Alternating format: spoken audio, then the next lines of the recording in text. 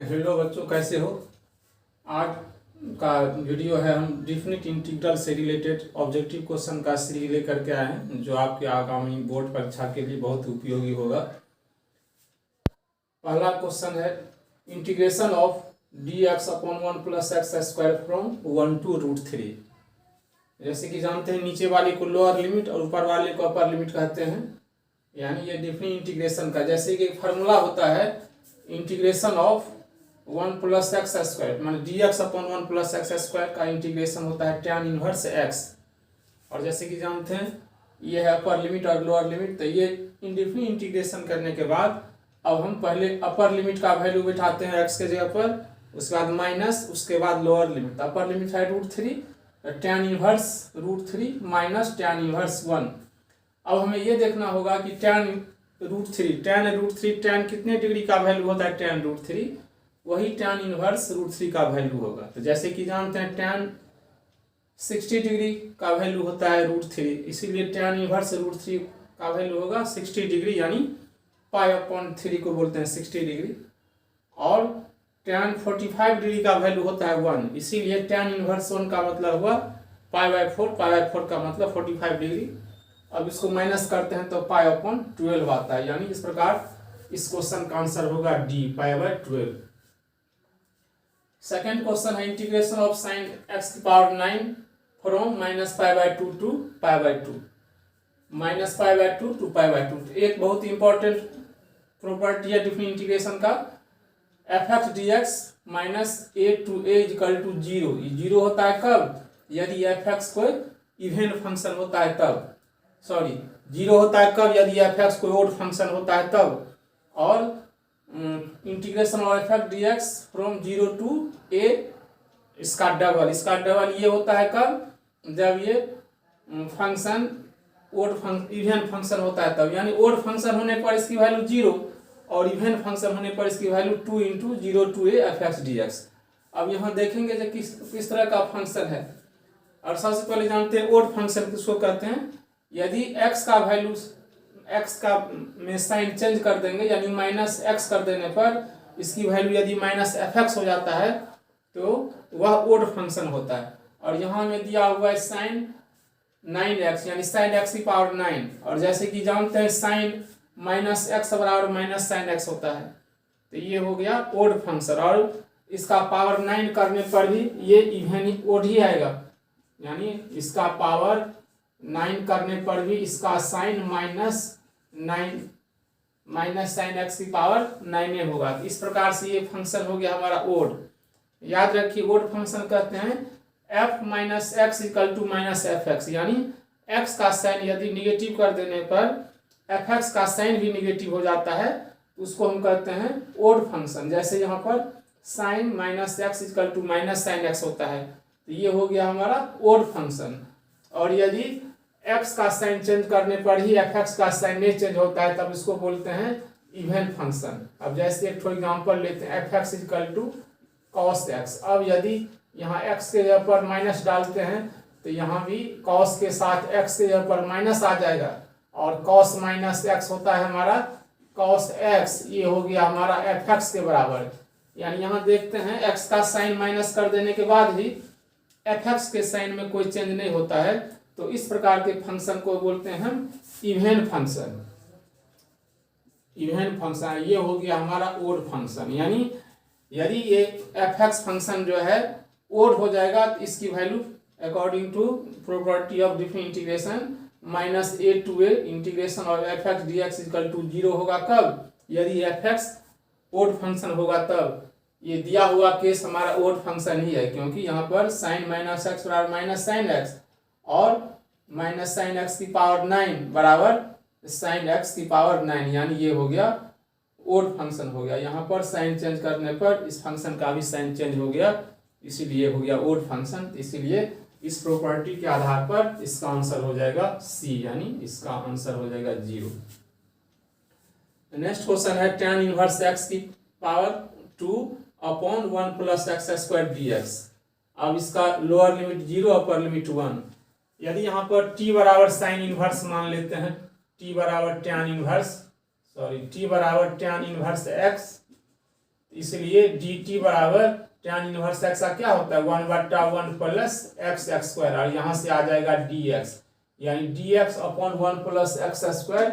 ये हो गया आपका कितना टी, और tan इनवर्स एक्स को टी माने है स्क्वायर है तो टी स्क्वायर, इस हो गया डी टी के बराबर, यानी डी टी इसका इंटीग्रेशन टी की पावर 3/3, और इसमें लोअर लिमिट क्या है 0 है और अपर लिमिट 1 है। और एक चीज और, यदि हम इसको सपोज करते हैं टी बराबर tan इनवर्स एक्स, इसके लोअर लिमिट और अपर लिमिट भी चेंज हो जाता है। याद रखिए कोई भी क्वेश्चन में यदि सपोज करेंगे किसी फंक्शन को, तो उसका जो पहले से लिमिट दिया रहता है लोअर लिमिट अपर लिमिट, उसमें भी चेंज हो जाता है। इसी प्रकार से हम यहाँ सपोज किए हैं tan इनवर्स एक्स बराबर टी, तो ये तो lower limit upper limit x के वैल्यू के रूप में है, तो यहाँ पर नया क्वेश्चन आएगा टी के फॉर्म में, तो ये अपर लिमिट यानी टी का वैल्यू भी दोनों केस में चेंज हो जाएगा। अब जैसे यहाँ पर ये लोअर लिमिट 0 और अपर लिमिट 1 एक्स का वैल्यू है, और एक्स के रूप में हमने फंक्शन tan इनवर्स एक्स को टी सपोज किए हैं, तो टी का भी value lower limit upper limit में चेंज हो जाएगा। कैसे? अब यदि x के जगह पर 1, यदि हम x के जगह पर 1 देते हैं तो tan इनवर्स 1 बराबर हो जाता है π/4। तो इस स्थिति में ये अपर लिमिट 1 के जगह पर हो जाएगा π/4, और x के जगह पर यदि 0 मान लेते हैं तो tan इनवर्स 0 बराबर होता है 0, तो लोअर लिमिट 0 ही रहेगा। अब हम t के जगह पर π/4 रखेंगे, तो π/4 का पावर 3 और अपॉन में 3 है, तो बगल में 1/3 से मल्टीप्लाई हो जाएगा, 0 डालेंगे 0 ही होगा, तो ये पाई की पावर 3 और 4 चौक 16 चौका 64, 64 या 192, यानी ये आंसर हो जाएगा आपका π/192, यानी 192 हो जाएगा।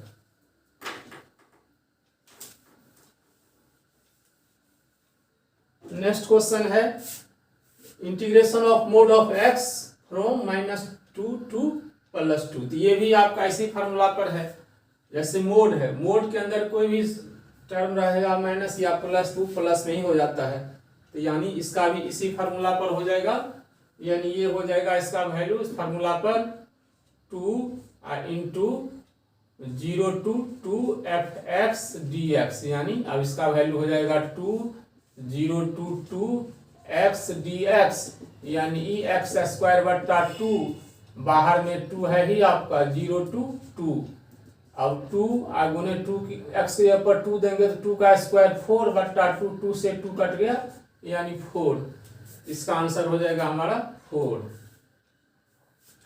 Question number 5, integration of x की power 5 dx from a to b। अब ये जनरल फर्स्ट फार्मूला है डिफरेंट इंटीग्रेशन का, जैसे x की पावर n dx, इसमें पावर से पावर में एक जुट जाता है और उसी से हो जाता है डिवीजन होता है +c, तो यहाँ चूंकि डिफरेंट इंटीग्रेशन है तो इसमें c नहीं लगेगा, तो x की जगह पर है 5, तो 5 + 1 6, x की पावर 6 अपॉन में 6 और lower limit a upper limit b। अब ये हो जाएगा x के जगह पर पहले अपर लिमिट, तो x की पावर x के जगह पर लोअर लिमिट b, तो b की पावर 6, उसके बाद -a की पावर 6 अपॉन 6, इस प्रकार से b की पावर 6 -a की पावर 6 अपॉन 6 होगा, ये होगा इसका आंसर। क्वेश्चन नंबर 6, ये बहुत इंपॉर्टेंट क्वेश्चन है, सबसे इंपॉर्टेंट क्वेश्चन कह सकते हैं, इस पर सब्जेक्टिव क्वेश्चन भी बन सकता है। अब इसमें एक प्रॉपर्टी है हमारा डिफरेंट इंटीग्रेशन में 0 to a f(x) dx बराबर 0 to a f a - x। तो यहाँ पर a की जगह पर है π/2, तो ये हो जाएगा, ये फार्मूला ये प्रॉपर्टी लगाएंगे 0 to π/2, तो ये तो पहले था tan √tan x और नीचा में √tan x plus √cot x dx, इसको जैसे मान ले हम 1 मान लेते हैं। अब ये प्रॉपर्टी लगाएंगे तो ये भी हो जाएगा 0 π/2 √tan π/2 - x अपॉन में √tan π/2 2 minus x plus root under cot pi बट्टा 2 माइनस एक्स डी एक्स, यानी ये हो गया 0 पाई बट्टा 2, ये tan पाई बट्टा 2 माइनस एक्स कॉट एक्स होता है तो रूट अंडर कॉट एक्स, नीचा में ये tan x और ये कॉट एक्स, यानी नीचा में भी हो जाएगा root under tan x plus root under cot x d x. इसको समीकरण 2 हम मान लेते हैं। ये भी हुआ i का ही वैल्यू हो गया। अब दोनों को जोड़िएगा तो i जोड़ i 2i हो गया, तो 2i इजकल टू, अब देखिए tan x और प्लस कॉट एक्स, ऊपर में भी tan x plus cot x हो गया रूट के अंदर, और नीचा में है ही root under tan x plus root under cot x, तो दोनों कट करके 1 हो जाएगा, यानी dx, और 0 से लेकर के पाई बट्टा 2, यानी ये हो गया हमारा पाई बट्टा 2, इसीलिए i बराबर पाई बट्टा 2 गुने 2 यानी पाई बट्टा 4। तो ये इस प्रकार से आपका आंसर सी हो जाएगा। cos x dx, जैसे कि जानते हैं सिंपल है, cos x का इंटीग्रेशन होता है sin x, ये हो गया sin x आई 0 से लेकर के पाई बट्टा 2, यानी sin पाई बट्टा 2 और माइनस sin 0, sin पाई बट्टा 2 का वैल्यू 1 है, sin 0 का 0 है, इसका आंसर हो जाएगा 1 हो जाएगा। क्वेश्चन नंबर 8 है integration of f x d x from 0 to a। तो ये आपका फार्मूला ही होता है, इसी फार्मूला पर हम एक क्वेश्चन बताए थे। यहाँ पर ये आपका हो जाएगा 0 to a f a minus x d x, इसका आंसर हो जाएगा b. Question number 9 integration of e x d x from a to b. अब जैसे कि जानते हैं ई एक्स का इंटीग्रेशन ई एक्स से होता है, इंटीग्रेशन ऑफ ई एक्स और ई एक्स से, ई एक्स का इंटीग्रेशन ई एक्स से होता है, ये याद रखिएगा। ई एक्स ये है ए टू बी, अब बी टू ए, अब ई की पावर बी माइनस ई की पावर ए, इस प्रकार से ये हो जाएगा ई की पावर बी माइनस ई की power a. Question number answer number a. अब if f minus x equal to minus f x, then integration of f x d x from minus a to a, ये equal to हो जाएगा आपका 0। ये odd function हो गया, यानी यहाँ पर x का साइन चेंज करने पर फंक्शन का भी साइन चेंज हो गया है, इसलिए हो गया ओड फंक्शन। और ओड फंक्शन की स्थिति में क्या होता है, इसकी वैल्यू हो जाता है 0, यानी आंसर होगा a. Question number 11 integration of f x d x from alpha to beta plus integration of f x d x from beta to alpha. ये डिफरेंट इंटीग्रेशन का फर्स्ट क्वेश्चन है, फर्स्ट प्रॉपर्टी, जैसे a to b f x d x, यदि हम इसका lower limit upper limit को exchange कर देते हैं, इसका साइन चेंज हो जाता है। जैसे यदि हम बी ए को ले जाए ऊपर, यानी ए, और नी को ले जाए बी, तो ये हो जाएगा minus f x d x. अब यहाँ पर है alpha to beta F x d x, यहाँ पर beta to alpha F x d x, यदि हम बीटा को ऊपर ले जाएंगे और अल्फा को नीचा, तो ये माइनस हो जाएगा माइनस अल्फा टू बीटा, यानी ये हो जाएगा, ये तो पहले से है ही। देखिए alpha to beta F x d x, अब यदि हम इसको दोनों लिमिट को इंटरचेंज करते हैं, बीटा के जगह पर अल्फा और अल्फा के जगह पर बीटा, तो ये साइन चेंज हो जाएगा, माइनस हो जाएगा, माइनस ये alpha to beta F x d x, दोनों कट के हो गया 0, यानी इसका आंसर हो जाएगा आपका 0 हो जाएगा। तो इसका आंसर ऑप्शन में आ गया डी। अब नेक्स्ट क्वेश्चन है integration of tan square theta from 0 to π/4। tan square theta का डायरेक्ट इंटीग्रेशन नहीं होता है, तो tan स्क्वायर थीटा बराबर होता है sec स्क्वायर थीटा माइनस 1। अब हम इसका इंटीग्रेट करेंगे, अलग अलग करेंगे, तो सेक स्क्वायर थीटा का हो जाता है tan थीटा, और ये 1 है तो इसका हो जाएगा थीटा। अब इसमें देखिए लोअर लिमिट अपर लिमिट क्या है, लोअर लिमिट है 0, अपर लिमिट है π/4, तो ये 0 to π/4। अब tan π/4 minus tan tan pi by 4 और माइनस पाई बाय 4, उसके बाद जीरो बैठेंगे, tan जीरो जीरो और थीटा तो जीरो हो ही गया, तो tan पाई बाय 4 का वैल्यू 1 और ये पाई बाय 4 है, यानी 1 माइनस पाई बाय 4। इसका आंसर हो जाएगा आपका ये। नेक्स्ट क्वेश्चन है integration of e x into sine x plus cos x d x from 0 to pi by 2। ये भी बहुत इंपॉर्टेंट फार्मूला पर आधारित है। ये एक फार्मूला आपने पढ़ा होगा, बताए थे e x f x plus f dash x. F dash x का मतलब एफ एक्स का डेरिवेटिव, तो इसका आंसर हो जाता है फार्मूला के आधार पर ई की power x f x plus c. और चूंकि यहाँ पर ये डिफरेंट इंटीग्रेशन है, तो यहाँ पर देखिए साइन एक्स का डिफरेंशिएशन होता है कॉस एक्स, इस फार्मूला के आधार पर हो जाएगा e x into sine x. इसका integration e x into sine x. अब lower limit upper limit, lower limit का वैल्यू है 0 और अपर लिमिट का वैल्यू है पाई बाय 2। अब ई की power pi by 2 into sine pi by 2, अब ई की पावर 0 इंटू साइन 0, तो साइन 0 तो 0 हो गया। अब यहाँ पर ई की पावर पाई बाय 2 और साइन पाई बाय 2 बराबर 1, यानी ई की पावर पाई बाय 2 होगा इसका आंसर, यानी। नेक्स्ट क्वेश्चन है integration of d x upon x from 0 to 4। अब जैसे कि जानते हैं इसका इंटीग्रेशन फार्मूले है, इसका इंटीग्रेशन होता है log x, क्योंकि log x का डिफरेंस 1 बाय x। अब इसमें देखिए लोअर लिमिट है 0 और अपर लिमिट है 4। लोअर लिमिट 0 अपर लिमिट 4, तो log 4 माइनस log 0, तो log 0 बराबर 1 होता है, यानी इसको हम 4 को हम लिख सकते हैं 2 की पावर 2 और log 0 बराबर 1, यानी 2 log 2 माइनस 1, 2 log 2 log 2, इसमें आंसर नहीं है, 2 log 2 माइनस 1 होगा। log 4 इसके हिसाब से ये होगा इसमें log, तब यहाँ पर चेंज कर दीजिए आंसर के हिसाब से log 2 और ये log 1, तब ये हो जाएगा।